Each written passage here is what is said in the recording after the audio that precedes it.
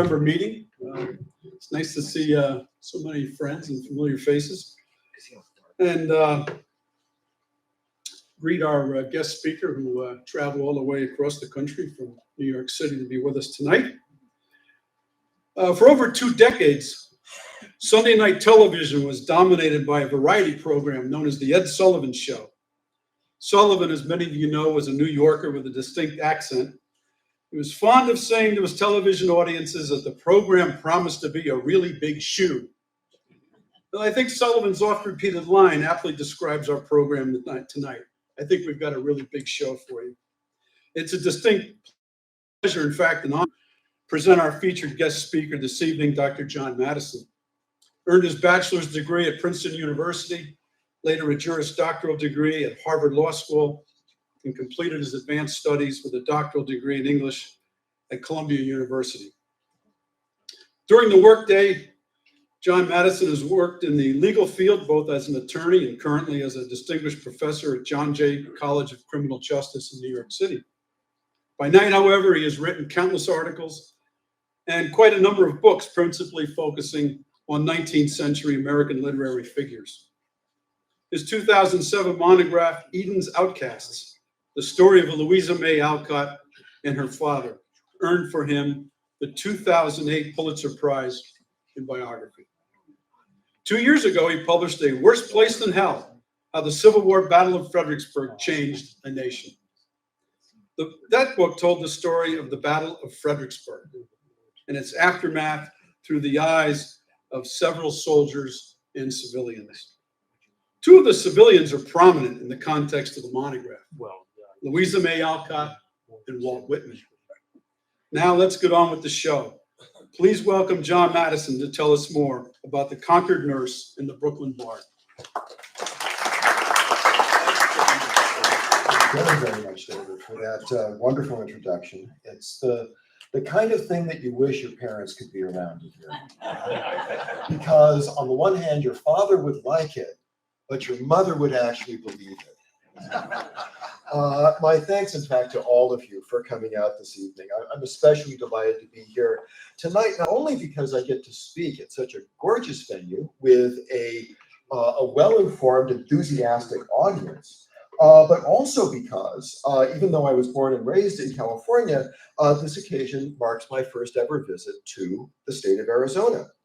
And Scottsdale, as I discovered walking around today, and as you all already know quite well, is a very attractive, even enticing place. And I could not have asked for a better introduction to this part of the U.S. So my thank yous for that.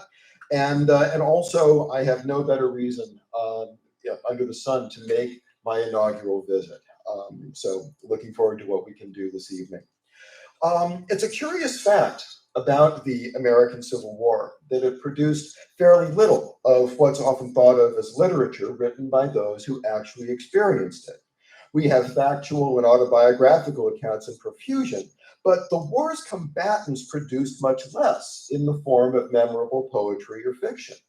Lew Wallace, a hero at the Battle of Shiloh, went on to write Ben-Hur, but that epic had nothing to do with the American struggle. And the consensus choice as the greatest novel about the war, The Red Badge of Courage, was the work of Stephen Crane, who you may know was born more than 6 years after Robert E. Lee's surrender. So it may or may not be surprising that some of the most important creative writing produced by the war came not from soldiers, but rather from 2 emissaries of peace, 2 nurses who brought healing and mercy to the hospitals of Washington and Georgetown. Now, since you've already read the title of my talk and you've heard the introduction, you know that these 2 were Louise May Alcott and Walt Whitman, she with her novella, Hospital Sketches, and he with his poetic collection, Drum Taps. By a fascinating coincidence, each of them came face to face with the war through the same battle, the Union Army's disaster at Fredericksburg in mid-December of 1862.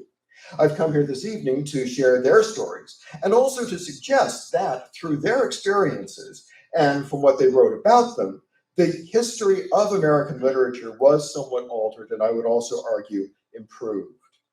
Although some of the information that I'm about to share will surely be familiar and kind of old hat to many of you, I think a brief historical recap is not out of line. In October of 1862, after a bloody stalemate the previous month at the Battle of Antietam, President Lincoln dismissed his recalcitrant and overly cautious general George B. McClellan from the more complex managing the time. The general's words about his competency or modesty. Burnside was under pressure to distinguish himself from his do-nothing predecessor, and therefore decided to attack Robert E's army of Northern Virginia at Fredericksburg, a strategically crucial railway stop between Washington and Richmond. Burnside's plan called for the crossing of the Rappahannock River on a number of pontoon bridges. The boats for the pontoons were glacially slow in arriving. By the time Burnside's men finally crossed the river on December 11th, Lee's army was ready, dug in behind the town on a ridge called Marie's Heights. 2 days later, Burnside, who was a man of tragically weak tactical imagination, had no better inspiration than to send wave after wave of regiments up the slope toward a low stone wall. Behind that wall, James Longstreet's corps of Lee's army had created an impenetrable position. Of the thousands of Union soldiers who charged the heights, not one was to come within 40 yards of that wall. Among those thousands, there were two young men who will concern us this evening: Captain George Washington Whitman of the 51st New York and Private John F. Surrey of the 133rd Pennsylvania. Regarding them, much more to come. But first, I'd like to talk a little bit about Nurse Alcott. Oops, have to point it over here.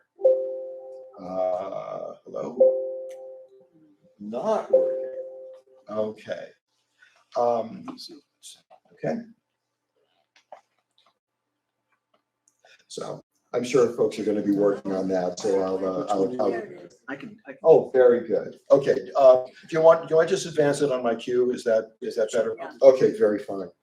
All right. So Louisa May Alcott could hardly wait to get into the war. Her family, one of the most reform-minded in New England, had fought for social equality of the races for decades. Slide. Her father, whom you see now, Bronson Alcott, a former Boston schoolmaster, had taken the audacious step in the 1830s of admitting a Black girl to his private school and had seen his career as a teacher fall to pieces when white parents rebelled. At Fruitlands, the vegetarian commune that Bronson founded in 1843, community members were forbidden to wear cotton, to eat cane sugar, or to partake of any other of the products of enslaved labor. After John Brown's 1859 execution following his raid on Harper's Ferry, the Alcotts had taken two of the martyr's daughters in as boarders at their Concord, Massachusetts home. Unlike his more famous daughter, Bronson was at heart a pacifist. Soon after the onset of the war, he made his own American flag, replacing the stars with hearts. Slide, please. Louisa also took to sewing, but with a more martial objective. She spent a good portion of 1861 and 1862 working, quote, violently on patriotic blue shirts, unquote. For Alcott, that modest participation in the war effort was far from sufficient. The work that was to emerge from her eventual service in the Army, Hospital Sketches, begins with its autobiographical narrator crying out, "I want something to do." It only seemed to Alcott that she had been doing nothing with her life. Slowly and laboriously, she'd been trying for years to build a writing career, mostly churning out potboiler stories, pieces that she liked to call her blood and thunder tales for the penny press. One of the country's most powerful editors, James T. Fields, had bluntly told her to stick to teaching because, in his opinion, she couldn't write. Alcott hotly replied, "I won't teach, and I can write, and I'll prove it." Proof was slow in coming. She had one in the prestigious Atlantic Monthly. Her first novel failed to find a publisher. And as the decade of her 20s came near to expiring, she felt the frustration of passing time. The feeling was worsened by the realization that her family, whose close unity sustained her through the trials and early hood, splitting apart. Her sister Lizzie, who was the model for the tragic Beth in Little Women, had died in 1858. So the first great comic Louisa had written in her journal. When her older sister Anna was married 2 years later, the event felt to Louisa like a loss and a betrayal.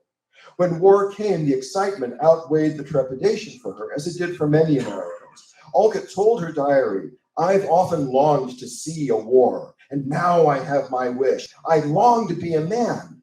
But as I can't fight, I will content myself with working for those who can." In October 1861, on the heels of the disaster at Ball's Bluff, she added, "It seems as if a few energetic women could carry on the war better than the men do it so far." Her own energies, it seemed, were going to waste. During the first year and a half of the struggle, the only factor that kept Alcott out of the Union Army Nursing Corps was her age. The superintendent of federal nurses, Dorothea Dix, wanted no sweet, dewy-eyed young maidens flocking to the hospitals in search of slightly damaged husbands.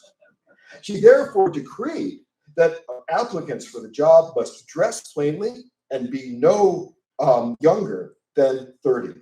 Well, Louisa May Alcott turned 30 on November 29, 1862, and she submitted her application promptly. 12 days later, she was on a train from Boston, bound for a Georgetown hostelry that had been repurposed as a medical facility, the Union Hotel Hospital. Slide.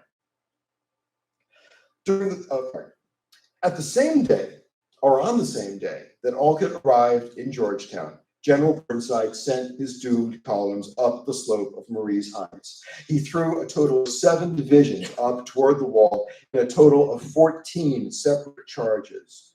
One of the last of these included the 133rd Pennsylvania, a 9-month regiment formed the previous summer that had arrived at Antietam too late to do anything but help bury the dead from other units. The 133rd's experience of the war was similar to that of many units, months of boredom punctuated by sudden calamity. Fredericksburg was their first battle, and it turned out to be their only one. Slide, please. As they marched through the town, soldiers from the 133rd glanced to their sides and could see carpenters feverishly hammering together crude coffins. As they advanced, those close enough to hear were treated to the macabre sound of their gung-ho division commander, A.A. Humphreys, singing a popular tune for the time called, ironically enough, "Gay and Happy."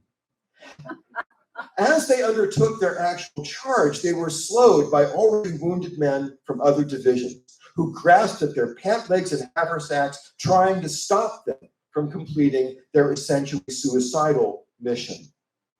One of the soldiers of the 133rd was John Surrey.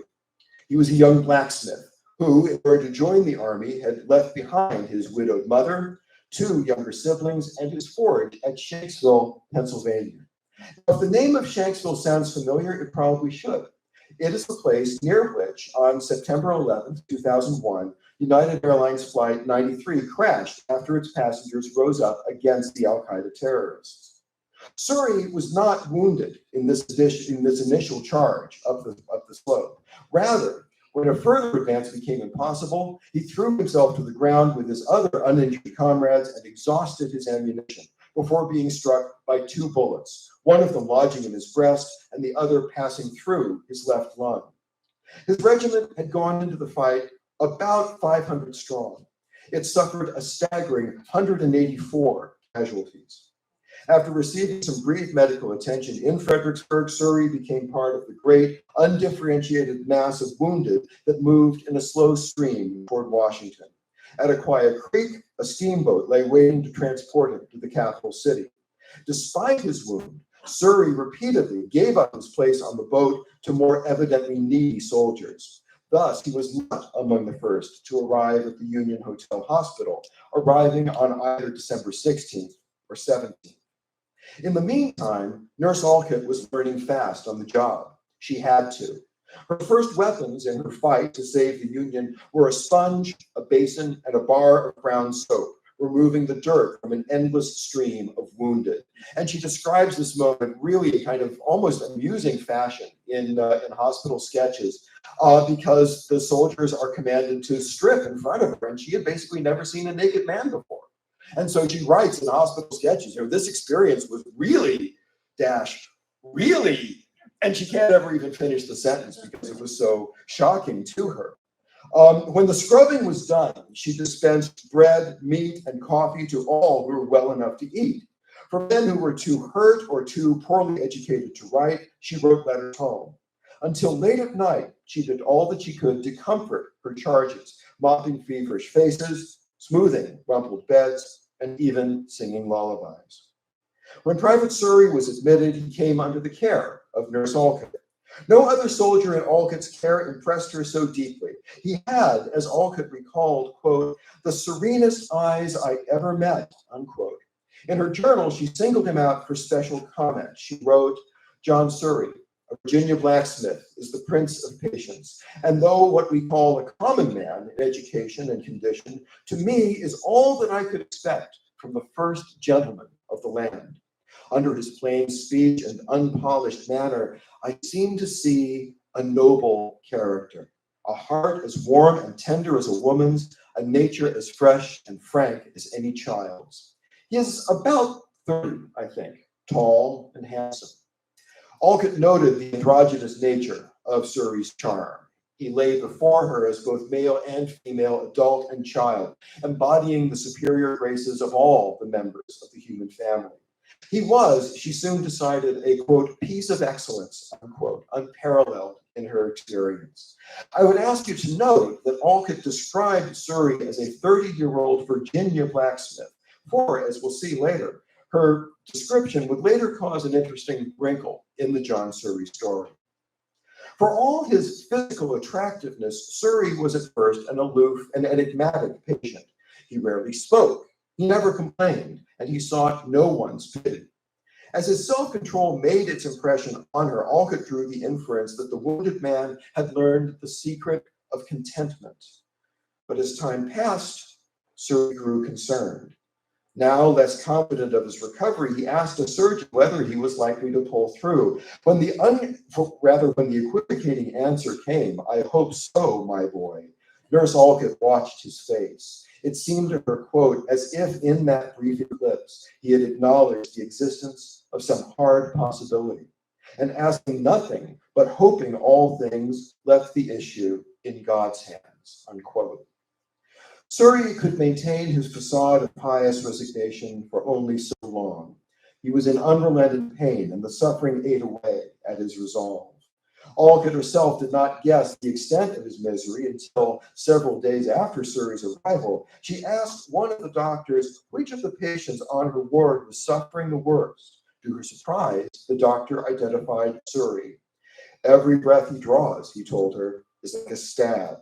The bullet pierced the left lung, broke a rib, and did no end of damage here and there. And so the poor lad can find neither forgetfulness nor ease, because he must lie on his wounded back or suffocate. The doctor, lacking the courage to bear the news himself, gave an order. Nurse Alcott must tell Surrey that he was going to die. Still holding out hope for him, Alcott did not obey at once. But the time for talking did come, and it came after Surrey had a new dressing put on his wound. He sat silently with his head lowered and his hands folded across his knee. Alcott saw tears running down his cheeks, and it was a new sight for her, because men in the hospital groaned or cursed or toughed it out, but they never cried. But the private's tears were just the solvent to melt her reluctance to speak. She gathered his head into her arms as she would have that of a child and said, "Let me help you bear it, John." In all of her previous writing, Alcott had never found the exquisite note of pathos that came to her. She recounted this scene in hospital sketches. Never on any human countenance have I seen so swift and beautiful a look of gratitude, surprise, and comfort as that which answered me more eloquently than the whispered, "Thank you, ma'am. This is right good. This is what I wanted." Then why not ask for it before? I didn't like to be in trouble. You seem so busy, and I could manage to get on alone. You shall not want it anymore, John. In the brief time that followed, Alcott and Surrey formed a very close and powerful bond, she easing his pain with tender care, and he teaching her durable lessons in perseverance through the very worst of hardships. The end for Surrey arrived the day after Christmas, 1862. Alcott recounted the scene in hospital sketches. The private knew that his time had come. He told her, "I guess I'm moving on." Though his spirit was resigned, his strong body rebelled against death and fought for survival. His limbs grew cold, sweat bathed his face. He whispered farewell to a friend who was recovering alongside him. Then, as the rising sun was lighting the sky, he sat up suddenly and gasped, "For God's sake, give me air." Alcott wrote that he gripped her hand and held it tight, so tightly that after he died, she saw her flesh marked by 4 white parallel lines. Or so she said in her fictionalized account of her nursing service. The hospital's matron, Hannah Ropes, described Surrey's death in her journal. Having no artistic motive to embellish the scene, Ropes put Surrey's time of death not at dawn, but at 8 in the evening, well past nightfall. And according to the matron, though Surrey did reach out and grip Alcott's wrist, he did so 2 hours before his passing. Ropes recounted that she was alone with Surrey when the breathing stopped. Nurse Alcott was elsewhere and had to be called back to the dead man's bedside. Now, Louise May Alcott was surely not the only actor in the war to build fictions around her experience, whether to make the recollections grander or more personal or simply easier to bear. It's one of the reasons that Whitman would write, "The real war will never get down into the books." Alcott rewrote the circumstances of Surrey's death to make a more compelling story for her readers. But the power that writing gives to soften, or if need be, sharpen the edges, the ability to recast pain and passion in one's own subjective light, or even the choice to say nothing at all, these, to every survivor of the war, were necessary things. Ropes and Alcott let Surrey's body lie in state in the hospital ward for half an hour, a rare honor in a busy place where beds were scarce. To Alcott, the recumbent Surrey resembled the effigy of a young knight asleep on his tomb. She cut a lock of his hair and took a ring from his finger to send to his mother. Both she and Mrs. Ropes kissed the soldier before he departed, and then the business of saving lives went on. Bereaved by her patient's death, Alcott nearly followed him. About a week after Surrey's death, she too developed a serious condition, diagnosed as typhoid pneumonia. The treatment she was given was almost as dreadful as the disease itself. Doctors administered to her heavy doses of calomel, a mercury compound that, if carelessly given, amounted to a poison. By the time her father, Bronson, was able to reach Georgetown in order to save her, Louisa was too ill to attempt the journey home. When she improved enough for travel, she was in her right mind only part of the time, was tormented by hallucinations. She did not fully emerge from her delirium until 3 weeks after she returned home, and she never really recovered from the mercury treatment. She suffered periodic bouts of pain for the rest of her life, and some maintain the calomel poisoning contributed to her early demise in 1888. If they're right, then the causes of Alcott's death were set in motion before she wrote any of the work for which she is now best remembered. Up to that time, Louisa May Alcott had never lived so far away from home as during that time in Washington. During her 6 weeks of service, she proved to be a dedicated correspondent with her family, sending them letters that brimmed with details of her life in the hospital. These two facts, her letter writing and her friendship with John Surrey, combined to exert a transformative influence on her writing. Surrey gave Alcott the first really good material that she had worked with, a modest, stoical American everyman whose story she then used to captivate an audience. If anything, her letters home mattered even more. It seems evident that in her literary work before she came to the Union Hotel Hospital, Alcott had been trying a little too hard to be a writer. Her productions were awash in melodrama, and the style was forced and self-conscious. But in her letters home, she was simply, appealingly herself, direct, unpretentious, slyly funny. She later observed that this writing, in which she felt no need to be formal or falsely impressive, showed her her style. And then she wrote, taking the hint, I went where glory awaited me. Slide, please. The glory to which she referred came in the form of a small volume called, as I told you, Hospital Sketches, based on the letters she had written to her family. Published first as a series of newspaper pieces and then expanded into a book, Hospital Sketches tells of Alcott's battles with wartime bureaucracy to secure her passage to Washington, the chaos of her first days of tending to the Fredericksburg wounded, and of course, her brief, tragic acquaintance with John Surrey. The book was a triumph. And if we're to believe Alcott's journal, it was the Surrey episode within them that transformed Hospital Sketches into a success. She wrote, quote, I was glad, for my beautiful John Surrey was the hero, and the praise belonged to him. The success of Hospital Sketches bolstered Alcott's confidence as a writer and gave her the impetus she needed to revise her first novel, a now little-known romance called Moods. Far more importantly, Hospital Sketches caught the attention of an ambitious editor at the firm of Roberts Brothers, Mr. Thomas Niles. In September 1867, recalling the promise he had seen in Hospital Sketches, Niles approached Alcott with a request. Might she consider writing a book for girls? Alcott wasn't keen. She didn't especially like girls, she said. She'd never been close to any other than her sisters. She told her journal, quote, our queer plays and experiences may prove interesting, though I doubt it. Years later, she came back to her journal and wrote in the margin, good joke, because we know what's coming next. In the space of about a month, Alcott dashed off 12 chapters, chiefly intended to prove to Niles that she couldn't write for children. Niles initially agreed. The material seemed to him to be dull.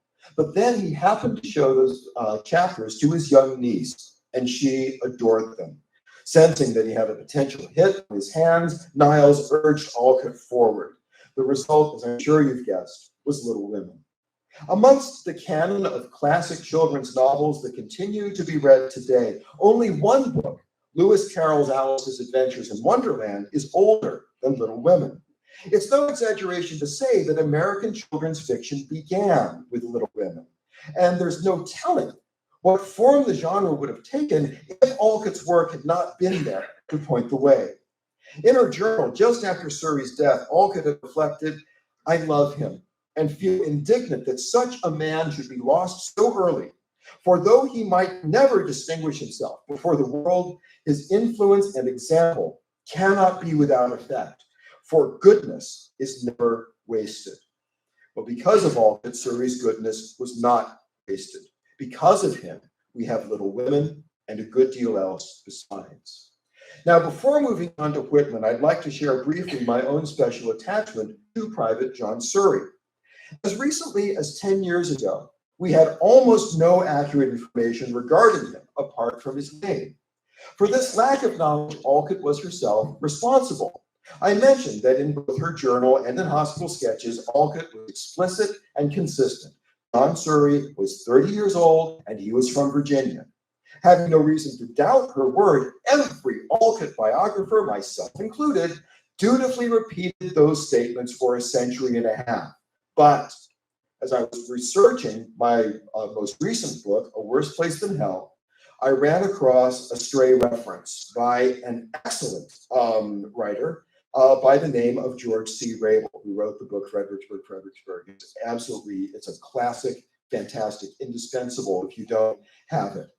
Rabel briefly quotes a letter from a nurse at a Georgetown hospital about a soldier named John Shure. Surrey is spelled S-U-H-R-E. The reference that Rabel writes down is S-H-U-R-E.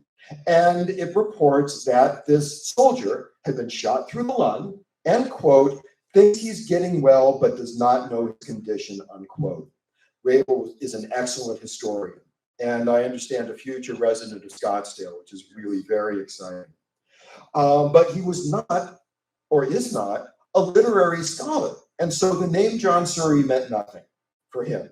But for me, the clue had been provided that would unlock a mystery 150 years in the making. At the first opportunity, I jumped into my car and I drove to the Pennsylvania archive that housed the letter quoted by Rabel. It lay in a thin folder with just one other document, which happened to be a letter home written by John Surrey from Company D of the 133rd Pennsylvania.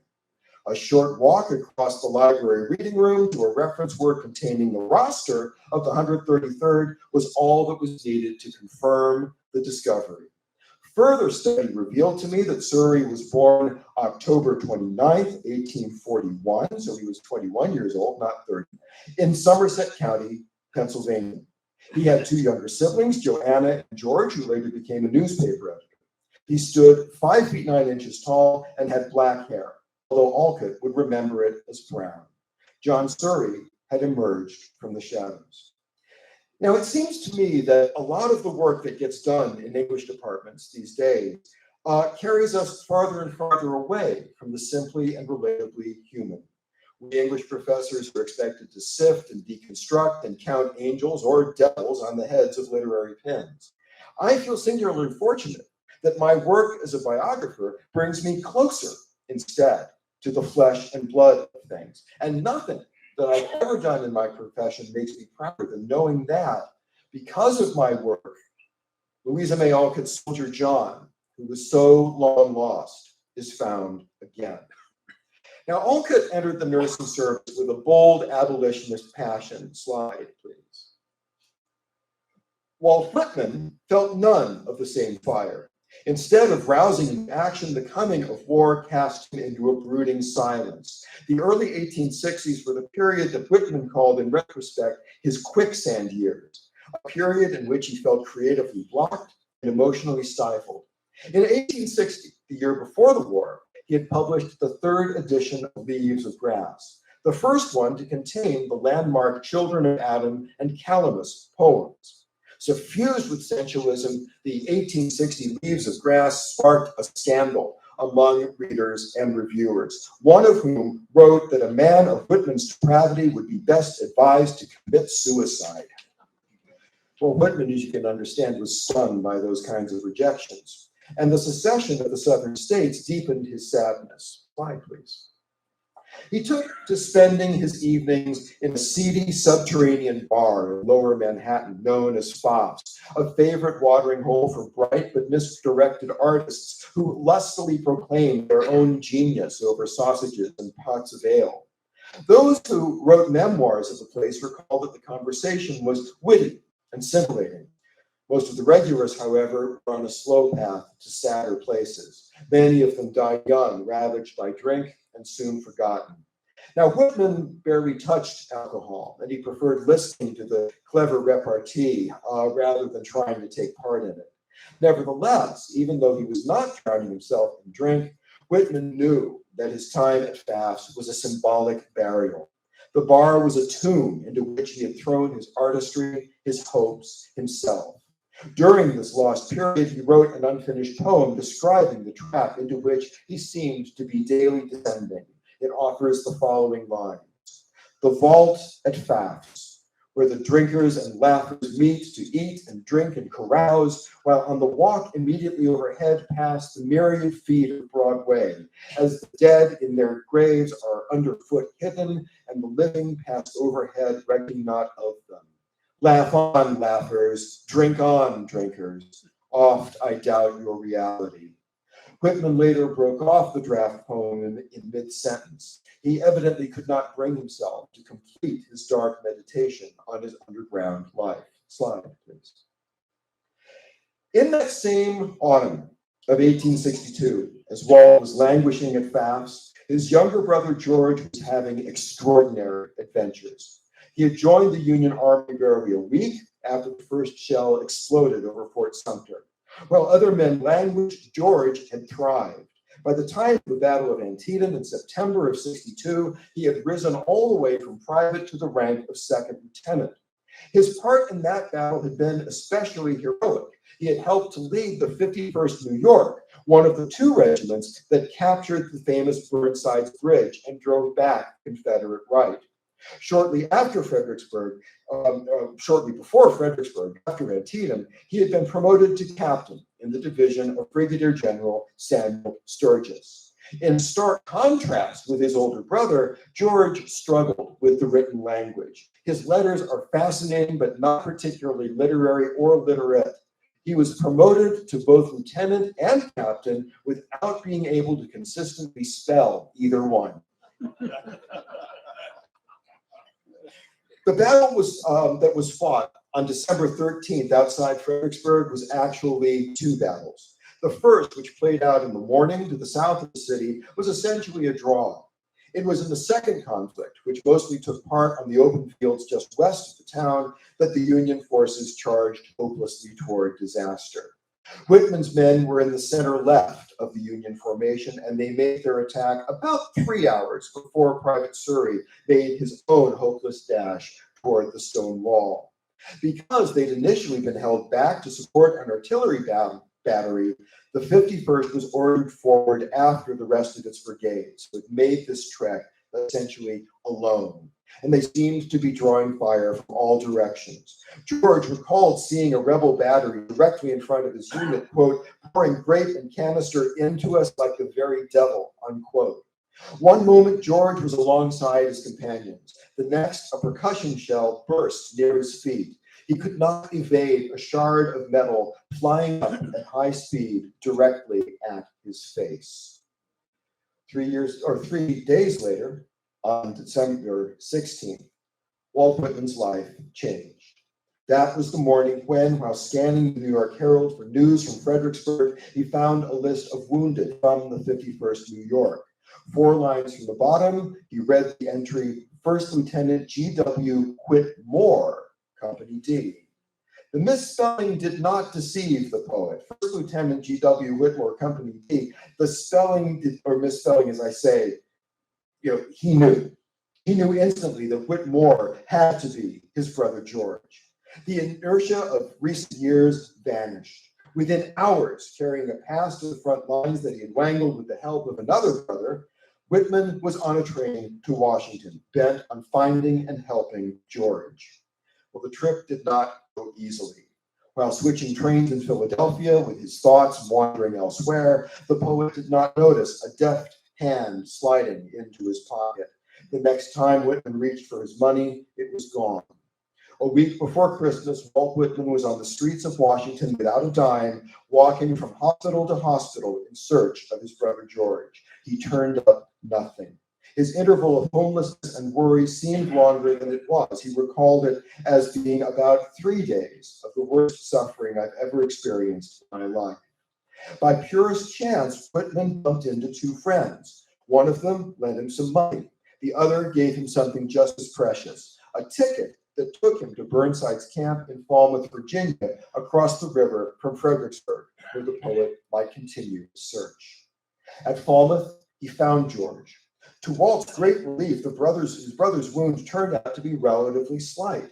The piece of metal, no larger than a fingertip, had passed through George's cheek, but miraculously had done no other damage. The hole was already starting to heal, and George had not missed a day of duty. I would note that throughout the remainder of the war, George acquired a reputation as a master of the close call. At the Wilderness, a bullet smashed into his canteen, wrenching away half of the vessel, but leaving George untouched. Days later, at Spotsylvania Courthouse, grape shot shredded his uniform coat, but somehow missed his body. Eventually, George was captured by the Confederates, and he was held at one of their infamous prisons. George developed a high fever. He was given up for dead, but pulled through. One of his comrades in the 51st called him the luckiest man in the Army. Slide. But we return to Falmouth and Walt, whose visit to the front transformed him in ways that he could not have imagined. Shortly after arriving, the poet walked the grounds outside a mansion that had been converted to a field hospital. There, he happened upon a heap of amputated feet, legs, arms, and hands, not just a few, but, quote, a full load for a one-horse cart, unquote. He also saw much more heartening sights. He mingled with men, ate their food, listened to their stories. In those stories, Whitman found an untutored lyricism unlike anything he had ever heard. Regarding the men of his brother's regiment, he wrote, any one of them had now an experience after 18 months worth more and more wonderful than all the romances ever written, whose story, if written out, would be first class. Bit by bit, Whitman acquired the conviction that the causes of union and freedom for which these soldiers were fighting were and ought to be his as well. On December 26th, the same day on which in Georgetown, John Surrey lost his own personal battle, Whitman paused outside a hospital tent. Near him lay 3 corpses, each covered with a blanket. The poet lifted up one of the cloths and saw a benign, tender face that prompted him to write in his notebook, quote, 3 dead men lying, each with a blanket spread over him. I lift up one corner and look at the young man's face, calm and yellow. 'Tis strange. Young man, I think this face of yours is the face of my dead Christ, unquote. It may not be supposing too much to think that Whitman's viewing of the dead soldier sparked a kind of conversion, for he soon embarked on his own mission of salvation. 2 days later, he awoke before dawn. He boarded a train that was evacuating wounded to Aquia Creek, where he caught a steamboat for Washington. At first, he may have planned to stay in the capital only a few days, but within a day or so, he had evolved a definite plan. He would remain in Washington. He would find some relatively undemanding job with the government, and he would devote his free hours to caring for the sick and wounded of the city's hospitals. One of the first men he helped was a man with a, quote, thin, pallid brown young face, unquote, and glassy, sunken eyes. Whitman learned his name and unit, John A. Holmes of the 29th Massachusetts, not a relation, Oliver Wendell Holmes, in case you were wondering. That regiment had been virtually idle at Fredericksburg, and it was a disease, not a wound, that was threatening the soldier's life.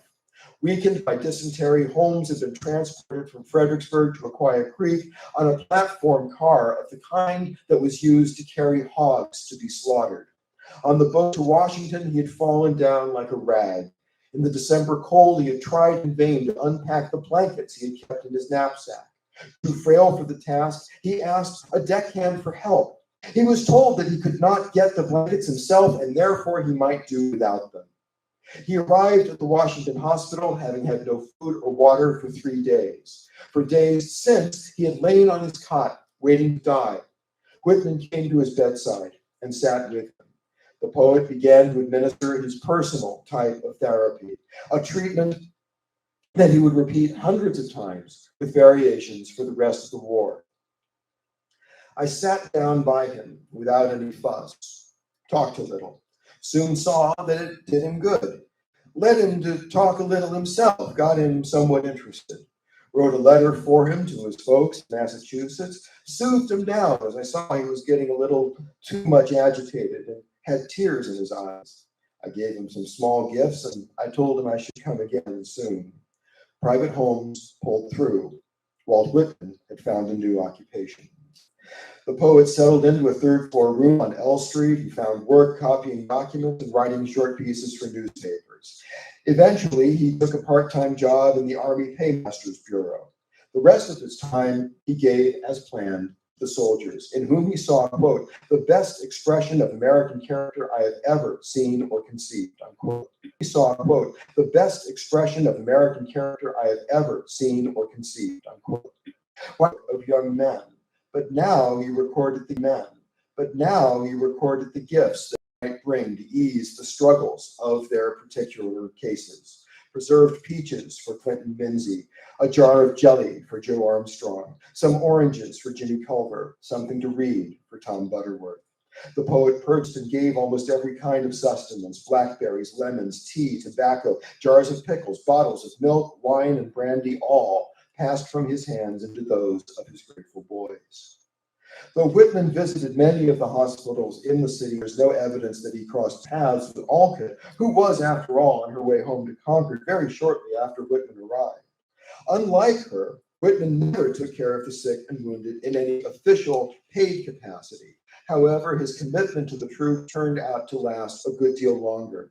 Alcott served at the Union Hotel only 6 weeks, as I've said, before the damage to her health forced her to quit. Whitman kept at his self-appointed duties from January of '63 until June of 1864, when his own health began to break down and he went back home to Brooklyn to recover. In late January of '65, he was back in Washington again, now working as a clerk in the Bureau of Indian Affairs and still spending his off days in the hospitals. He was in the Capitol to witness the second inauguration of President Lincoln on March 4th, but he was soon back in Brooklyn again, putting the last touches on a collection of war poems that he was calling drum taps, which he meant to publish as soon as possible. Then, on April 15th, came news of an unforeseen catastrophe that jolted him into the writing of what is perhaps the single most significant poem to come out of the war slide. As some of you may know, the most powerful influence on Whitman during his Washington years was a man he never met. During hot summer nights, President Lincoln found it impossible to sleep comfortably in the White House. He rode out regularly to the Soldiers' Home, a government-operated retirement community for disabled veterans some 3 miles north of the city. Whitman fell into the habit of watching as, guarded by a troop of cavalrymen, the president rode on a gray horse to his nightly rest.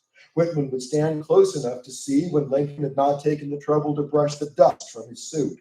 He thought the president looked like, quote, the commonest of men, unquote, until one saw his face.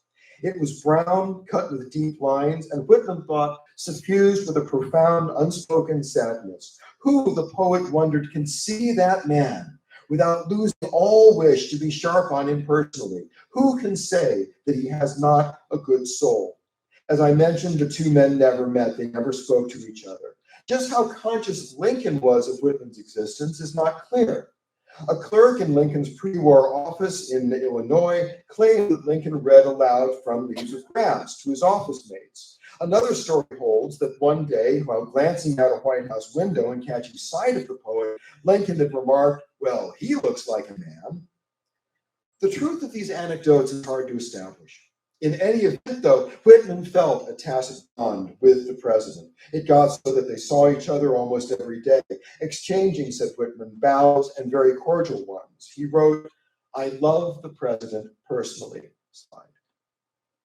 Now, you're doubtless aware of what happened at Ford's Theater, April 14th, 1865, during the performance of Tom Taylor's farce, Our American Cousin. You're less likely to know that the assassination was witnessed by a man with whom Whitman was then in love, an omnibus conductor and Confederate veteran named Peter Doyle. "I heard the pistol shot," Doyle later recollected. "I had no idea what it was, what it meant. It was sort of muffled. I really knew nothing of what had occurred until Mrs. Lincoln leaned out of the presidential box and cried, 'The president is shot.'" Along the telegraph wires, the news raced through the country. It was already in the Brooklyn papers the next day as Walt's mother made breakfast for the two of them. Mrs. Whitman made 3 meals that day, and all of them went untouched. Whitman wrote, "We each drank half a cup of coffee. That was all. Little was said. We got every newspaper morning and evening and passed them silently to each other."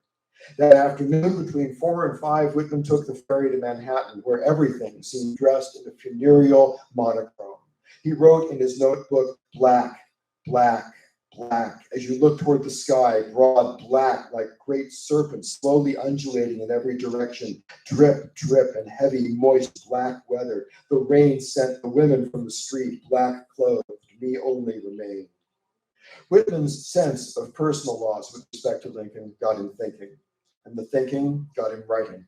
3 particular images absorbed him. The first was the planet Venus, which Whitman typically referred to as the Western Star, and which had seemed to shine especially brightly around the time of Lincoln's inauguration.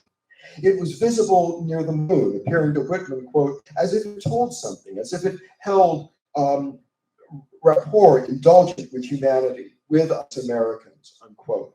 The second image was a shy brown-backed bird that most Americans had never seen. Whitman set down in his notebook, quote, hermit thrush, solitary thrush. He's very secluded, likes shaded, dark places and swamps. Is our best songster. Song clear and deliberate, has a solemn effect. His song is a hymn, real, serious, sweet, in earnest. In the last of the three images, a lilac bush, Whitman found a title for his poem, When Lilacs Last in the Dooryard Bloomed. Slide. Each of the three images relates primarily to a separate physical sense. The sound of the bird, the sight of the star, the scent of the flowers, and each speaks in its own way of distance and evanescence. The voice of the bird is reedy and delicate, trilled by an invisible civilization-shunning creature. The star, fitfully revealed and obscured by what Whitman called the black murk that hid it, was an inconstant light, shining from an insuperable distance. Its light, the poet knew, quote, will soon depart, unquote. As for the lilac, though it blooms perennially, its season is brief, typically lasting only a fortnight before its flowers fade. The poem describes the song of the thrush as loud and strong. It deems the lilac's odor mastering, yet the adjectives do not so much argue the power of the bird and flower as they indicate the enfeebled spirit of the narrator. Heartsick, seeking in his grief whatever comfort he can find, the poet finds strength in the frailest of sensations. The poem does not only deal with death, however, it also deals with hope of rebirth and resurrection. It's divided into 16 sections. It reaches its pinnacle of despair in section 14, corresponding with the 14th of April, the day of Lincoln's fatal wounding, which was also Good Friday.